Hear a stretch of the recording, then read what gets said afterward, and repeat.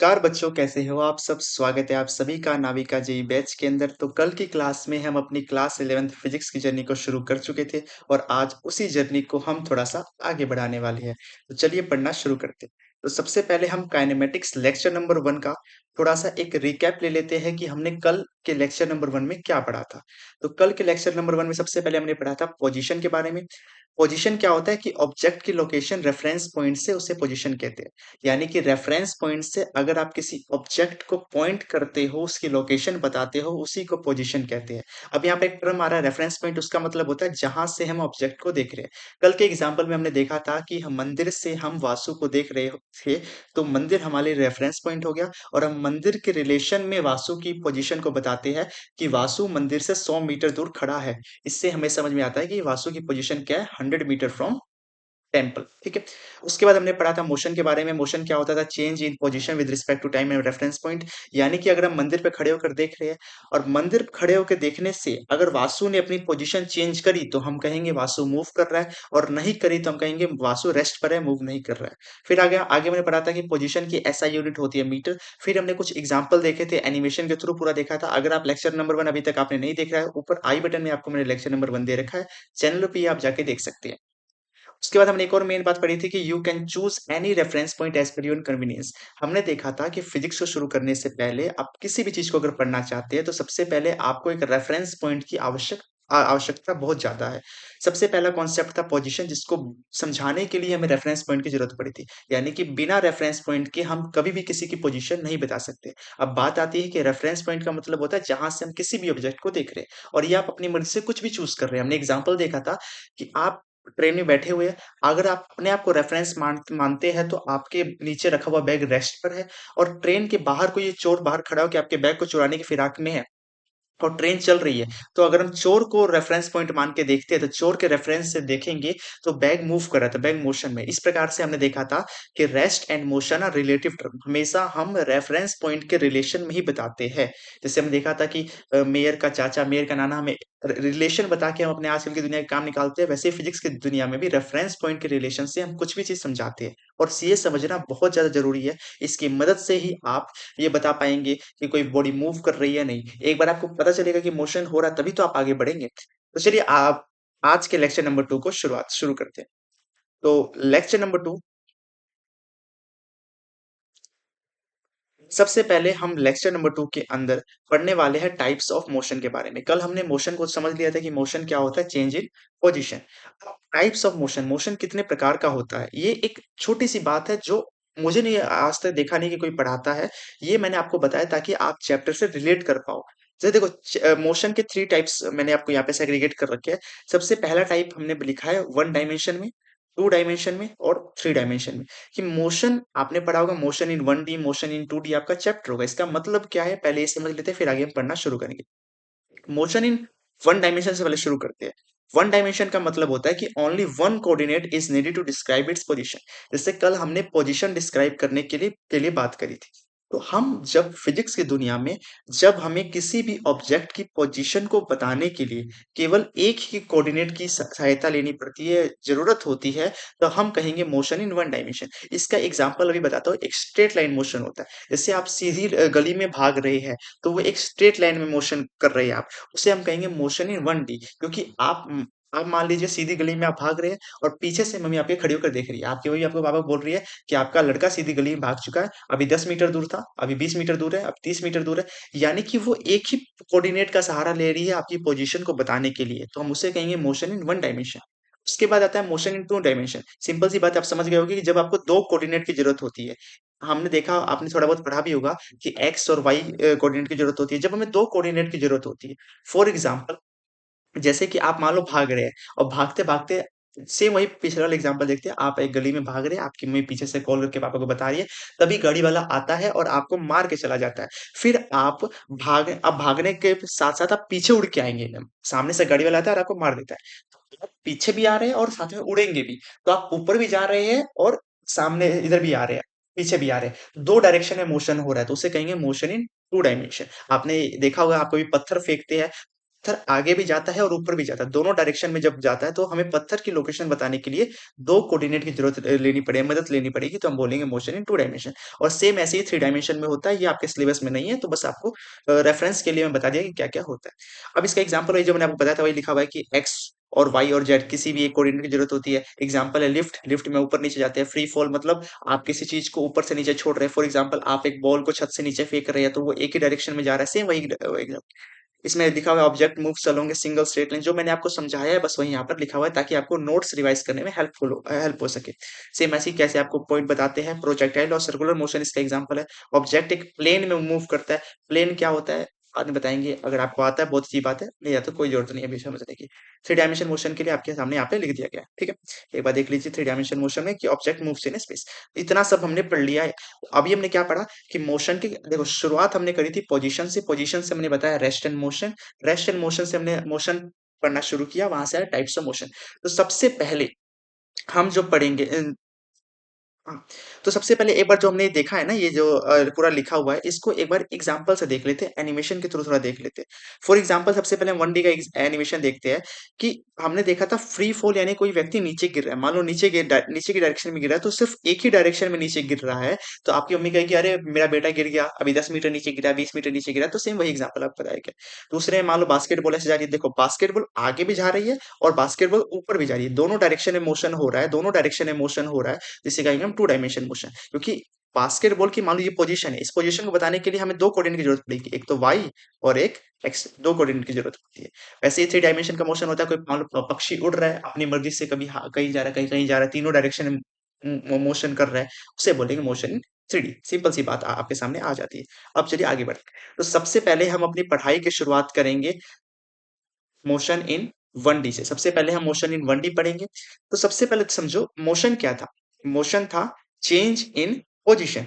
अब वहीं पर एक हमारे जो स्टूडेंट बगल में आ चुके हैं, उनका एक डाउट आता है कि लेकिन वासु कितना चेंज इन पोजीशन? सही बात है, इसका डाउट भी सही है कि हम कब से बोल रहे हैं कि मोशन होता है चेंज इन पोजीशन। एक एग्ज़ाम्पल से समझते हैं कि मान लो आपकी मम्मी ने बहुत बार एग्ज़ाम्पल हो गया है, अब कोई और एग्ज़ाम्पल देखते हैं कि आप कहते हो कि एक कार मेरे सामने से मूव करी है और दूसरी कार भी मेरे सामने से 2 कार आपके सामने से मूव करी है। और फिर आप बताते हो कि दोनों ने मूव करी है यानी कि दोनों की पोज़ीशन चेंज हुई होगी। लेकिन एक आगे चली गई और एक थोड़ा पीछे रह गई थी। तो यानी कि हम कैसे बता पाएँगे किसने कितना पोज़ीशन चेंज किया? आपके पापा पूछते हैं कि अच्छा जो मैं तुम्हें जो रिमोट कंट्रोल कार दी थी, वो कहाँ है? तो आप कहेंगे कि उसने पोज़ीशन चेंज कर ली है, पहले मेरे हाथ में थी, अब मेरे हाथ से नीचे गिर के टूट चुकी है। तो आप लेकिन बताएँगे कैसे कि कितना पोज़ीशन चेंज हुआ है? उसी चीज़ के लिए जो हमारा कॉन्सेप्ट हम इंट्रोड्यूस करते हैं, दैट इज़ डिस्टेंस। डिस्टेंस क्या होता है? Total length of actual path covered by body. कोई भी बॉडी कितना एक्चुअल पाथ कवर करती है, उसका टोटल लेंथ डिस्टेंस कहलाता है। इस चीज़ को हम एक बार एग्ज़ाम्पल से समझते हैं। तो चलिए सबसे पहले मान लीजिए हमें पहले रोड बना लेते हैं, सरकार तो काम कर नहीं रही, हम ही काम कर लेते हैं। हमारे सामने एक गाड़ी लेकर आ जाते हैं, ओके। देखो गाड़ी अपने यहाँ पे चल रही है, देखिए गाड़ी चल रही है यहाँ पर अरे, अरे! हाँ, ये देखिए यहाँ पे गाड़ी आ चुकी है। तो यहाँ पे सबसे पहले समझो ये तो गाड़ी चल चुकी है, आगे देखिए कि ये जो रोड की लेंथ है ये है 20 मीटर, नीचे वाले की भी है 20 मीटर और इधर वाले की है 40 मीटर। तो देखिए गाड़ी कैसे चली? ऐसे गई, ऐसे गई, ऐसे गई, ऐसे गई, ऐसे गई, ऐसे गई और इधर आ चुकी है। तो टोटल इसने लेंथ कितना कवर किया है, उसी को कहेंगे हम डिस्टेंस। तो डिस्टेंस कैसे निकालेंगे? जितनी लेंथ है उसको प्लस कर दो। 20 मीटर, 20 मीटर और 40 मीटर। सारी लेंथ को अगर हम जब हमने प्लस किया तो हमें यहाँ से डिस्टेंस निकल के आया है 80 मीटर। यानी कि इस कार ने टोटल डिस्टेंस कितना कवर कर लिया? 80 मीटर। यानी कि पोज़ीशन इसने चेंज करी है और अब आप बता सकते हैं कि पापा मेरी जो रिमोट कंट्रोल कार थी, वो मैं टूटी नहीं है, वो मैं जब चला रहा तो उसने 80 मीटर डिस्टेंस कवर कर लिया। इस प्रकार से हम चेंज इन पोज़ीशन को एक क्वांटिटी, एक क्वांटिफ़ाई कर सकते हैं, उसको एक वैल्यू प्रोवाइड कर सकते हैं ताकि हम पढ़ सकें उसके बारे में। जी। आगे बात करते हैं अब डिस्टेंस का छोटा-सा भाई आता है जिसको कहते हैं हम डिस्प्लेसमेंट। डिस्प्लेसमेंट क्या होता है? Shortest path from initial to final position ये डेफिनिशन है आपकी। अब मैं समझाता हूँ इसको। समझिए कि पिछले वाले चलिए आप सबसे आपको पता है स्कूल जाने का एक रास्ता, हमेशा से पता है। लेकिन एक स्कूल जाने का एक शॉर्टकट भी होता। तो शॉर्टकट पाथ की लेंथ को ही डिस्प्लेसमेंट कहते हैं सिंपल, ठीक है? शॉर्टकट पाथ की लेंथ को क्या बोलते हैं? डिस्प्लेसमेंट बोलते हैं। अब सिंपल सी बात आती है कि हम कैसे पता करें कि ये डिस्प्लेसमेंट के कैसे फाइंड करें, कैसे निकालें? आप खुद सोचिए आपको अपने घर से स्कूल जाना है सॉरी स्कूल से घर जाना है, तो आप छोटा रास्ता चूज़ करेंगे कि सबसे छोटा रास्ता कौन-सा है? छोटा रास्ता के लिए आप खेतों के बीच से निकल जाएँगे। तो उसी चीज़ को फाइंड करने के लिए तो हो सकता है कि आपके घर से और आपके स्कूल के बीच में बहुत टेढ़े-मेढ़े रोड हो, लेकिन खेत वाला एक स्ट्रेट लाइन है, जो सीधा आपके स्कूल तक पहुँचा रही है, तो आप उस लाइन में जाएँगे।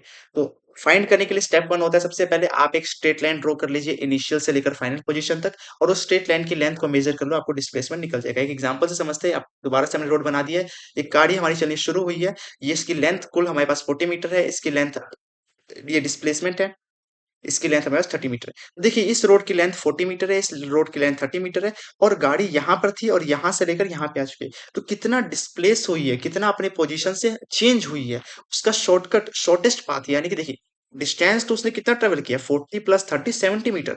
40 इधर गया और 30 इधर आया, 70 मीटर इसने डिस्टेंस ट्रेवल किया। लेकिन अगर पूछे कि सबसे शॉर्टकट क्या हो सकता था, शॉर्टकट हो सकता था यहाँ से शुरू करता और स्ट्रेट लाइन में चला जाता। तो आपको समझना है किसी भी जगह का अगर आपको डिस्प्लेसमेंट निकालना है तो आप इनिशियल पोजीशन जहां से गाड़ी शुरू हुई है और जहां पर जाके रुकी हुई है वहां से लेकर एक स्ट्रेट लाइन ड्रॉ कर लीजिए और इस स्ट्रेट लाइन की लेंथ को मेजर कर लीजिए। सिंपल सी बात आती है, इसको मेजर कैसे करेंगे? तो आप 10th पढ़ के आए हैं, 11th पढ़ के आए, 12th पढ़ के आए, कुछ भी पढ़ा होगा, बचपन में भी आपने पाइथागोरस का नाम सुना होगा। देखिए ये क्या है, एक राइट एंगल ट्रायंगल बन रहा है। बिल्कुल, ये इसकी क्या है? ये इसको हम परपेंडिकुलर 30, ये इसका बेस 40, तो यहाँ से हाइपोटेन्यूज निकल जाएगी बिल्कुल।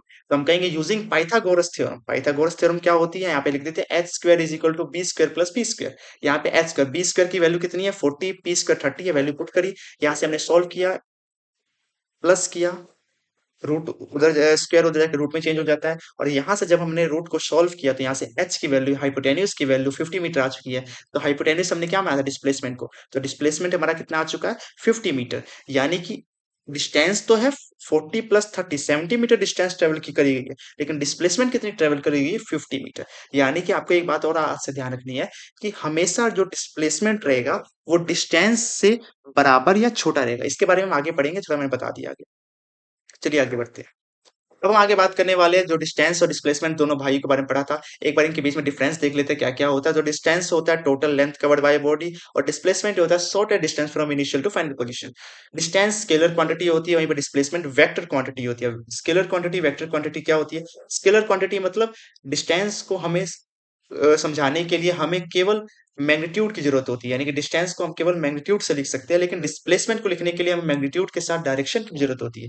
फॉर एग्जांपल अगर हम आपसे शॉर्टकट पूछते हैं, शॉर्टकट की डायरेक्शन पूछेंगे ना कि किस डायरेक्शन से जाना है। डिस्टेंस की कोई डायरेक्शन नहीं होती, लेकिन शॉर्टकट की डायरेक्शन होती है, इसलिए डिस्प्लेसमेंट की भी डायरेक्शन होती है। इसको ध्यान रखना है कि डिस्टेंस हमेशा पॉजिटिव रहेगा या तो जीरो रहेगा, पॉजिटिव रहेगा या तो जीरो रहेगा। या तो आप मूव नहीं करें तो आपके डिस्टेंस आपने कितना ट्रेवल किया जीरो, या तो आप मूव कर रहे हो तो टोटल जितना कहीं भी आप मूव करते हैं आगे पीछे कहीं मूव करो डिस्टेंस जुड़ता जाएगा, हमेशा पॉजिटिव ही रहेगा। वहीं पे डिस्प्लेसमेंट क्या हो सकता है, नेगेटिव हो सकता है, पॉजिटिव हो सकता है, जीरो हो सकता है। कैसे होगा आगे बात करेंगे, पहले आप इसको समझ लीजिए।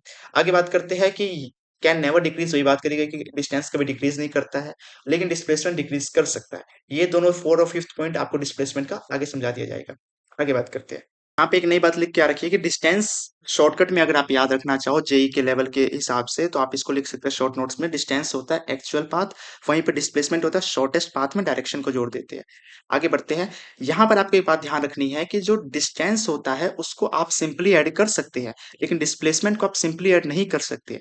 फॉर एग्जाम्पल हमने पिछले एग्जाम्पल में देखा था डिस्टेंस मेजर करने के लिए हमने 20 और 40 को सिंपली ऐड कर लिया था, उसे सिंपली ऐड करने को स्केलर लॉ कहा जाता है। लेकिन डिस्प्लेसमेंट में डायरेक्शन भी होती है, हमें डायरेक्शन का भी ख्याल रखना होता है, तो इसलिए हम डिस्प्लेसमेंट को नॉर्मली ऐड नहीं कर सकते हैं। तो इसलिए कुछ यहाँ पर वेक्टर लॉ ऑफ एडिशन मैंने जैसे बात करी थी, वेक्टर क्वांटिटी ऐसी क्वांटिटी होती है जिसके पास मैग्नीट्यूड और डायरेक्शन दोनों होता है। जिसके पास 20 फॉर एग्जाम्पल हम कहते हैं 20 मीटर इन नॉर्थ डायरेक्शन, तो ये मैंने क्या बताया आपको, डिस्प्लेसमेंट बताया कि 20 मीटर नॉर्थ डायरेक्शन में जाना है। तो डिस्प्लेसमेंट के पास दो चीजें होती है, तो अगर केवल इसके पास मैग्नीट्यूड होता तो हम इसको सिंपली ऐड कर सकते थे, लेकिन यहाँ पे डायरेक्शन भी आती है इसलिए हम सिंपली ऐड नहीं कर सकते। सिंपली ऐड ना करके इसके लिए हमने कुछ नियम बना रखे हैं जिसको वेक्टर लॉ ऑफ एडिशन कहते हैं। इसके बारे में आगे पढ़ेंगे। डिस्प्लेसमेंट में ये बात लिखी हुई है, डिस्प्लेसमेंट में डायरेक्शन होती है, इसलिए डायरेक्शन का ख्याल रख के ऐड करना होता है। इसलिए कुछ नियम बनाए गए जिसे वेक्टर लॉ ऑफ एडिशन कहते हैं। वहीं पर जबकि हम डिस्टेंस को नॉर्मली ऐड कर सकते हैं। एग्जाम्पल आपके सामने है कि जैसे गाड़ी आपको पता है ये मूव कर रही थी इस प्रकार से, तो हमने क्या किया था 20 मीटर और 40 मीटर को ऐड करके यहाँ से हमने डिस्टेंस निकाल दिया था। इसके बारे में हमने पढ़ा था। तो सिंपल सी बात आपको समझ में आती है कि डिस्टेंस और डिस्प्लेसमेंट क्या होता है, और डिस्प्लेसमेंट को निकालने के लिए हमें वेक्टर लॉ ऑफ एडिशन, ये एक नई टॉपिक है जिसके बारे में बात करेंगे। नहीं समझ है कोई दिक्कत नहीं, सिंपल बात समझ लो कि हम डिस्प्लेसमेंट को सिंपली ऐड नहीं कर सकते हैं। आगे बात करते हैं। तो थैंक यू फॉर स्टडी। आज का लेक्चर यहीं पर समाप्त होता है। कल के लेक्चर को हम रिवाइज करने के बाद हम वेक्टर क्वांटिटी से और स्केलर क्वांटिटी से शुरू करेंगे। आपको वेक्टर पूरा पढ़ाया जाएगा कल के लेक्चर में। फिर हम आगे इस चैप्टर में मूव करने वाले हैं। धन्यवाद आज की वीडियो देखने के लिए। बहुत बहुत धन्यवाद।